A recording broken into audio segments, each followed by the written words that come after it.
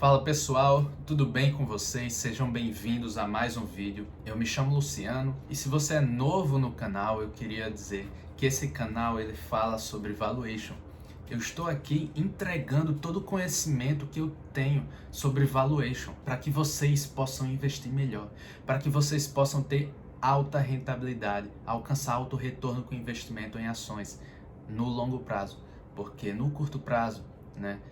Só se trabalha com especulação, aqui não é nada disso. Investimento em valor. Assim como Warren Buffett, que está ali em cima, nós iremos buscar ter essa perspectiva de valor sobre as ações. Então, pessoal, a discussão que eu vou trazer hoje aqui, vocês já devem estar vendo aí no título do vídeo, é sobre ROI, sobre rentabilidade sobre patrimônio líquido, retorno sobre patrimônio líquido, que vocês já devem conhecer, eu espero que vocês já conheçam, mas apesar de vocês conhecerem, pouquíssimas pessoas conhecem, né, os segredos aí, como calcular o ROI da forma correta, como é que nós vamos calcular o ROI da maneira melhor possível, né? Eu vou estar trazendo todas essas informações aqui para vocês.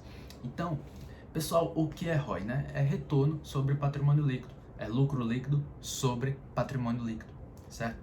E o ROI, nós já discutimos em outros vídeos, né, anteriores, que o ROI ele é determinante para a taxa de crescimento da empresa. O ROI vai determinar, né, o crescimento da empresa. Ele é um dos pilares de crescimento da empresa, porque o que é a taxa de crescimento, né? A taxa de crescimento ela se calcula multiplicando o ROI vezes o percentual do lucro líquido que é reinvestido dentro da empresa. ROI vezes essa taxa de reinvestimento. Então, vamos deixar a taxa de reinvestimento de lado e falar somente do ROI. Nós vamos nos aprofundar nisso hoje. Então, taxa de crescimento é determinada pelo ROI.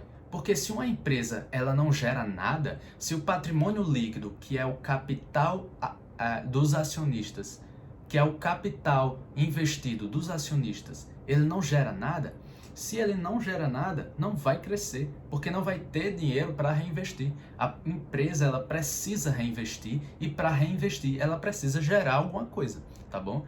Então, esse vai ser o crescimento do lucro líquido, né? Que é uma medida financeira aí do patrimônio líquido, certo? Nós estamos falando somente do patrimônio líquido dos acionistas, é o capital investido dos acionistas, não tem dívida, não tem capital investido de terceiros, capital investido de credores, né? Não tem dívida, é somente o capital próprio, o capital dos acionistas, nós acionistas que investimos naquela empresa, tá bom?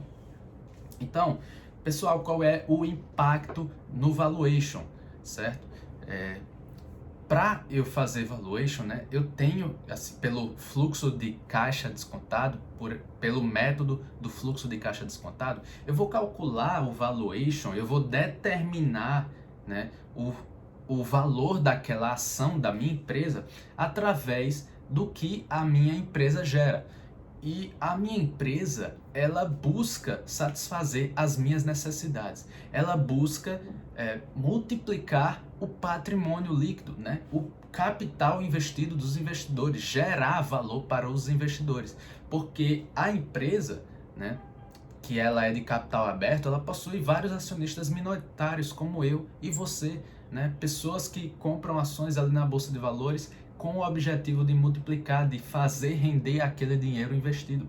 Então, as empresas, elas devem cumprir essa parte da missão, né? A missão de crescer, né? De gerar valor. Então, elas precisam crescer, elas precisam buscar crescimento. Quando eu estou fazendo o meu valuation, determinando o valor da minha empresa, eu considero que essa empresa vai buscar crescer. Se ela não busca crescer ou ela cresce numa taxa que não me agrada, eu não vou investir nela, né? Ou ela cai a sua taxa de crescimento constantemente, então ela está perdendo aí bons fundamentos e aí eu vou deixar de investir nela.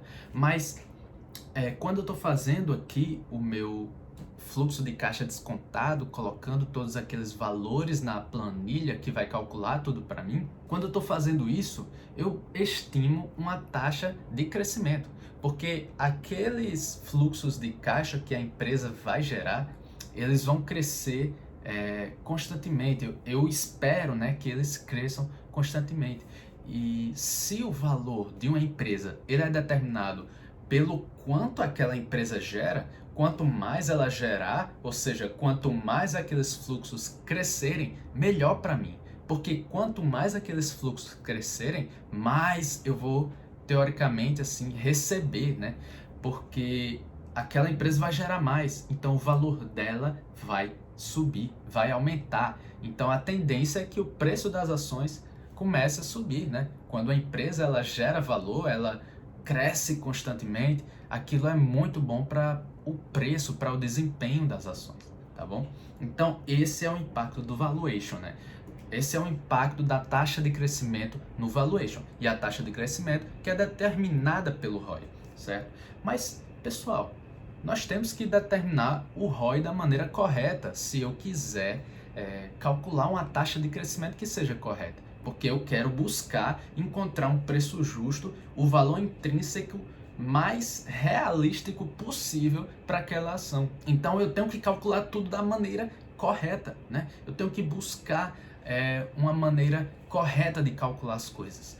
E o retorno sobre patrimônio líquido não é diferente. Eu vou calcular o retorno sobre patrimônio líquido da maneira correta, da maneira mais precisa, né? E eu queria já, nesse momento, né, da nossa discussão, do nosso vídeo, abrir um parênteses aqui e explicar sobre patrimônio líquido. Vamos falar agora sobre o patrimônio líquido, que é o capital investido dos acionistas dentro da empresa. O que é o patrimônio líquido? Pessoal, o patrimônio líquido é a subtração entre ativo e passivo. O que é ativo? É tudo que a empresa tem, né, ou vai receber. É o que é dela. Estoques é um ativo, porque o estoque tem um valor e aquilo é meu, aquele estoque é meu para eu vender, né? Eu como empresa, falando como empresa. Valores a receber são valores que eu vou receber de clientes, né? Seja daqui a um ano, seja dentro de um ano, mas eu espero receber aqueles valores. Caixa equivalentes, né? Aplicações financeiras, aquilo tudo é meu. E passivo é aquilo que eu devo, né? Ou ainda vou pagar. Então, empréstimos e financiamentos são passivos, porque não é um dinheiro que é meu, é um dinheiro emprestado que eu tenho que devolver. Então ele é um passivo, ele está comigo, né? Eu tenho aquele dinheiro em mãos, mas eu tenho que depois devolver ele, ainda tenho que pagar juros, né? E valores a pagar de fornecedores, eu tenho uma dívida com aquele fornecedor, eu tenho que pagar ele dentro de um ano ou daqui a mais de um ano, mas passivo é isso e ativo é o que eu tenho. Então, o patrimônio líquido é aquilo que eu tenho menos aquilo que eu devo, né? Aquilo que não é meu, que pode até estar comigo, mas eu tô devendo, tenho que devolver, né? Que ele não é meu, são minhas obrigações. Esse é o patrimônio líquido, o capital investido dos acionistas, ativo menos passivo, certo? Ativo total menos passivo total. E o patrimônio líquido, agora que você já entende o que é, como calcular, eu tenho que explicar aqui uma particularidade, né? Um princípio do valuation. Pessoal, quando nós estamos fazendo valuation, eu tenho que buscar determinar o valor da ação, mas não é o valor de tudo, né, da empresa, né? Entenda, eu estou buscando determinar o valor das operações, dos ativos operacionais da empresa. Porque quando eu invisto numa empresa, eu não estou querendo investir nas aplicações dela, eu não estou querendo comprar, adquirir aquelas aplicações financeiras, o que ela tem em caixa. Eu estou querendo adquirir os ativos operacionais, as operações. Por exemplo, quando eu estou investindo na Apple, eu estou adquirindo, né, as suas operações de venda de iPhone, de iPad, MacBook, acessórios, serviços. Eu estou adquirindo essas operações, né? Imagine quando você compra uma ação que você está comprando a empresa inteira. Então, se você fosse comprar uma empresa inteira, por inteira, né? Você ia comprar ela pelos investimentos que ela tem lá no Tesouro Selic, lá em títulos de investimento público, né? Debentures, sei lá, investimento que ela tem até em outras empresas, né, ações. Não, eu quero comprar, eu quero adquirir aqueles ativos operacionais, são eles que de fato geram os maiores fluxos de caixa, né? Dependendo aí, né, do modelo de negócio, do setor que a empresa está inserido, vai ser os ativos operacionais, né? Porque tem empresas que elas geram os maiores fluxos de caixa com dinheiro mesmo. É o exemplo das seguradoras, né? Seguradoras, elas recebem os prêmios emitidos, né, dos seus clientes, eles compram, né, fazem a assinatura ali do seguro, a seguradora recebe aquele dinheiro e aquele dinheiro ela coloca para render, ela faz investimentos e caso ocorra algum sinistro, né, caso seja acionado o seguro, e aí a empresa vai ter que usar aquele dinheiro para cobrir, né, as despesas e tudo mais, e o restante, que foi o lucro financeiro, fica para ela. É assim que funcionam as seguradoras, né? Mas voltando ao nosso assunto, nós estamos investindo nas operações da empresa. Valuation é o valuation, determinação do valor dos ativos operacionais. Não é a determinação do valor dos ativos financeiros, é dos ativos operacionais, das operações, né, das fábricas, da indústria, do que a empresa produz e vende, enfim. Nós estamos buscando determinar o valor disso, porque nós investimos realmente, de fato, nós investimos nisso. Portanto, eu quero fazer uma adaptação no nosso patrimônio líquido. Nós não podemos considerar para o cálculo do meu retorno sobre patrimônio líquido algumas coisas que não são operacionais. Porque se eu estou investindo nos ativos operacionais, nas operações da empresa, eu preciso ser consistente, eu preciso manter essa regra em todos os cálculos que eu fizer do valuation. E se eu estou calculando a taxa de crescimento, eu tenho que calcular a taxa de crescimento dos meus ativos operacionais. No meu ROI agora, eu não vou poder incluir esses ativos que não são operacionais, caixa e equivalentes, aplicações financeiras, tudo isso eu vou ter que remover, né? E no inglês nós chamamos esse tipo de cálculo de ROI, de retorno sobre patrimônio líquido, de non-cash ROI, certo? Seria um ROI não monetário, certo? Um ROI que não inclui caixa, que não inclui dinheiro, nada de dinheiro, certo? Então você vai eliminar caixa equivalentes, né? Aplicações financeiras, tudo você vai eliminar do seu patrimônio líquido, certo? E o que é que isso vai causar, né? Isso vai acontecer que agora o seu ROI vai aumentar um pouco, né? Porque se eu tava considerando um lucro líquido, né? Um lucro líquido de, sei lá, R$100 e um patrimônio líquido de R$1.000, né? O que é que vai resultar esse cálculo, né? O ROI vai ser 100 dividido por 1.000, vai dar 10%. Então o ROI seria 10%. Mas vamos dizer que o meu caixa equivalente era de R$500. Se eu for remover, agora vai ser o novo cálculo, né? O non-cash ROI, o ROI não monetário, que é o correto de se calcular, né? Porque eu determino o valor dos ativos operacionais. Esse novo resultado vai ser 100 dividido por 500. Já mudou. Então não vai ser mais 10%. O meu ROI novo, né? O ROI dos meus ativos operacionais, do meu patrimônio líquido, que exclui o caixa equivalentes, vai ser agora 100 dividido por 500, que vai dar aí 20%, se eu não estou enganado, né? 20%. Olha aí, aumentou, né? Aumentou, duplicou, né? De 10% para 20%. Então esse é o ROI, esse é o retorno que eu tenho operacional mesmo, né? É sobre o patrimônio líquido, só que excluindo o caixa equivalente. Mas por que eu vou excluir esses caixas equivalentes, né? Claro, eu já expliquei que é dos ativos operacionais, mas também porque, pessoal, esses valores, caixa equivalentes, né? Aplicações financeiras, são aplicações que a empresa faz, né? Ou então é dinheiro que ela talvez nem aplique, mas a maioria das empresas aplicam, né? Colocam em aplicações que têm alta liquidez, como Tesouro Selic, né? Títulos de investimento público, né? E esses investimentos, eles já estão muito próximos do seu valor justo. Para que eu vou tentar determinar o valor de um investimento que ele não vai render tanto assim, porque se eu tentar fazer o valuation desses investimentos, eles não vão ter um valor tão distante do que eu realmente apliquei, né? Por exemplo, se eu aplico R$1.000 no Tesouro Selic, rendendo a 10% ao ano. Se eu calcular o valor final, né, que eu vou resgatar lá na frente, no vencimento, e trazer ao valor presente com a taxa de desconto, se você ainda não sabe o que é taxa de desconto, custo de capital, é o retorno que eu exijo do meu investimento. Se eu trouxer ele a valor presente, aos valores atuais, porque o dinheiro, você sabe que ele muda de valor com o tempo, ele perde valor com o tempo. Se eu trouxer, ele vai estar muito próximo ali dos R$1.000 que eu investi. É a mesma coisa que nós estamos fazendo no valuation quando a gente exclui esse caixa equivalente. Porque eu vou determinar no fim, o resultado vai ser o valor dos ativos operacionais. E eu vou pegar o valor dessa empresa, né?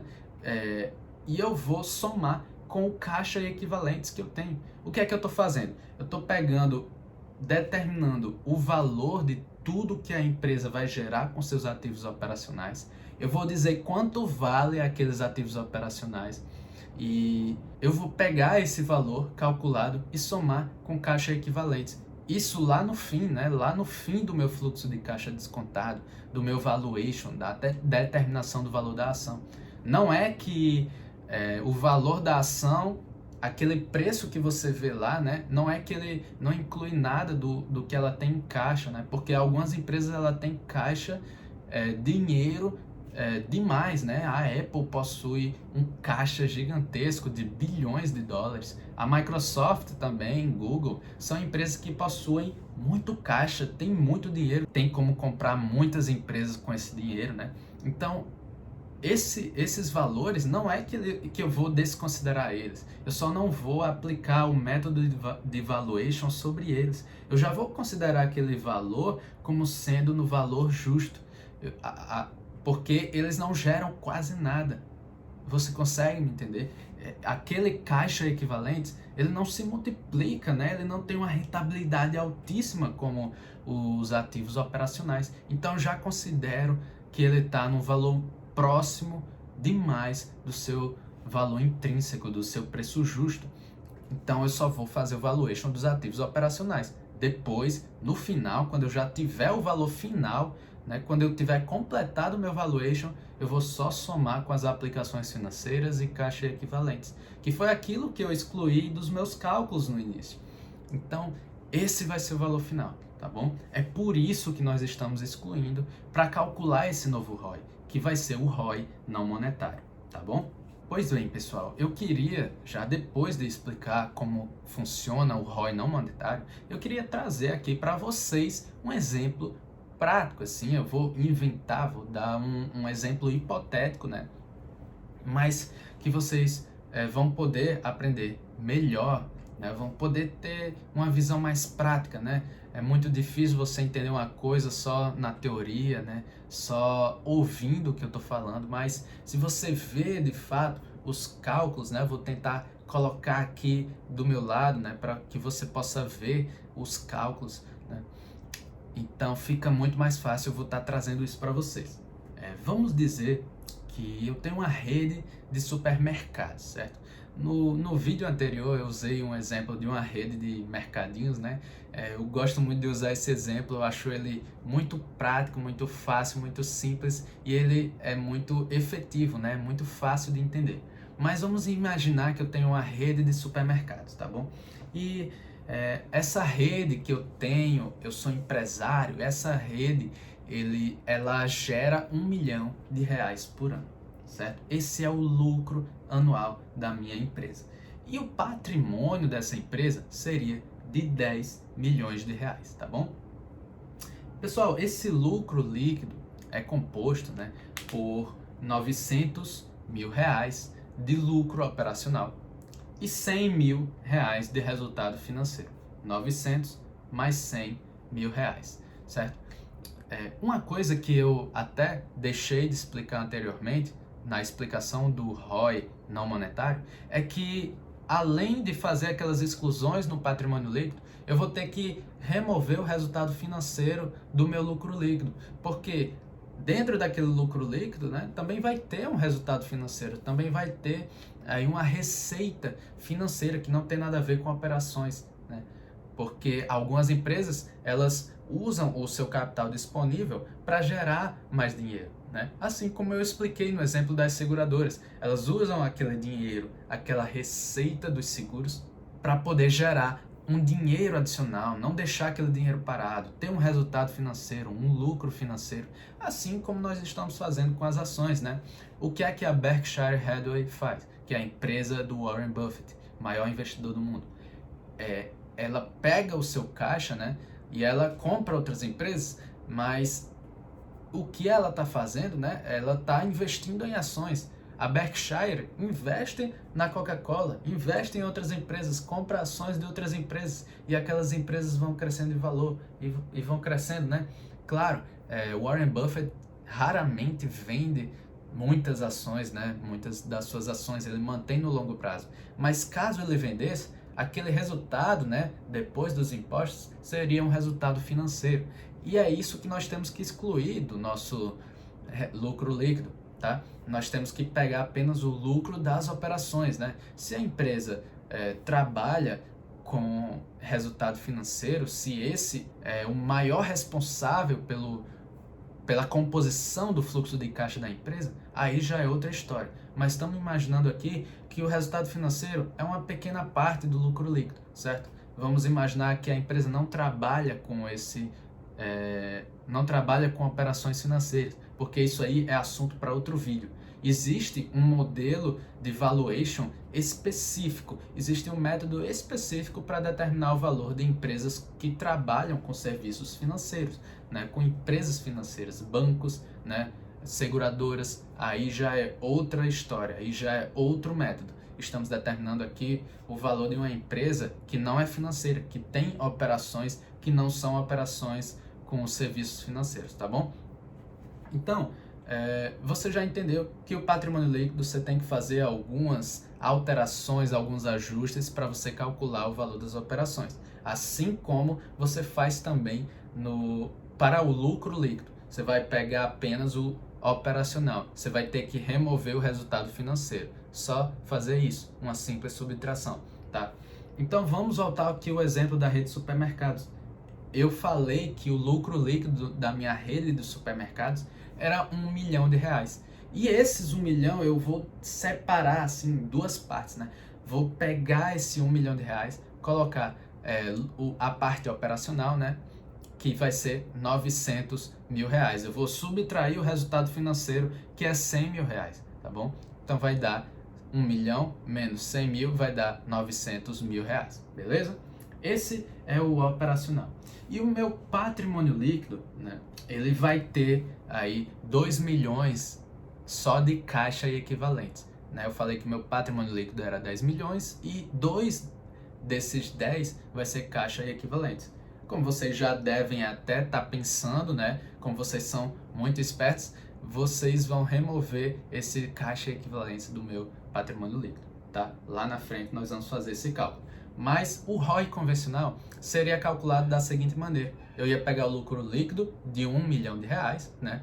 Muita gente faz o cálculo assim, muitos sites fornecem esse cálculo convencional e não o cálculo que nós deveríamos estar calculando, mas eu não estou desprezando o cálculo convencional, ele apenas não vai servir para o nosso valuation dos ativos operacionais, tá bom? É apenas isso. Então, o ROI convencional seria 1 milhão dividido pelo meu patrimônio líquido de 10 milhões, que iria resultar um ROI de 10%, tá? Mas vamos aplicar agora o que a gente aprendeu, né? O ROI não monetário, né? O novo cálculo para determinar o valor dessa minha rede de supermercados, que ela trabalha aí com varejo, né, de alimentos, trabalha com alimentos, não é com receita financeira, com serviços financeiros, tá? Então, como ia ficar o novo cálculo, né? Ia ser 1 milhão menos 100 mil, ou seja, o meu lucro líquido não ia mais usar 1 milhão, ia usar apenas o 900 mil, que é removendo o resultado financeiro, dividido pelo meu novo patrimônio líquido, que vai ser 10 milhões, menos 2 milhões do caixa equivalentes, né? É o ROI não monetário. Eu tenho que excluir tudo que for monetário, tudo que for dinheiro mesmo, entendeu? Que está próximo do valor justo. Então vai dar 0,9 dividido por 8, né? 900 mil dividido por 8 milhões, mesma coisa. Então o novo ROI vai ser de 11,25%. Não vai ser mais 10%. Agora aumentou, né? Porque 10% era o retorno que eu tinha do meu patrimônio líquido, considerando a parte monetária, a parte financeira. Só que agora o ROI não monetário, né, ele vai representar o retorno dos meus ativos operacionais. É isso que ele está representando. É um pouco maior do que os 10%, 11,25%. Mas acredite, essas pequenas coisas fazem bastante diferença no final do valuation, tá? E é por isso que vocês devem aprender isso. Pois bem, pessoal, chegamos aqui na reta final do nosso vídeo e tudo isso que nós aprendemos vai servir para quê no final? No fim, tudo isso que nós aprendemos sobre o ROI não monetário vai servir para que a gente calcule da maneira correta o valor de mercado do patrimônio líquido, ou apenas valor de mercado, ou valor justo, preço justo, valor intrínseco, né? Isso vai servir para que a gente estime esse valor de mercado das ações, quanto elas realmente valem, quanto valem as suas operações, né? É para isso que a gente está aprendendo, né?